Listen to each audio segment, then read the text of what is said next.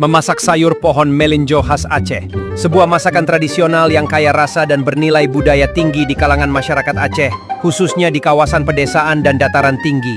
Dalam masyarakat Aceh, sayur pohon melinjo mengacu pada masakan yang menggunakan daun muda pohon melinjo atau leubu dan terkadang juga kulit batang muda atau bunga melinjo.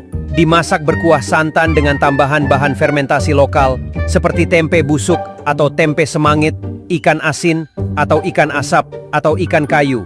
Kuah ini biasanya berwarna kekuningan atau kecoklatan dengan rasa gurih dan nikmat sesuai karakter pohon melinjo. Sayur ini disebut juga kuah leubu atau bak leubu dan menjadi bagian penting dari menu kenduri adat, hari besar Islam, dan masakan rumahan Aceh di wilayah seperti Aceh Besar, Pidie, dan Aceh Tengah.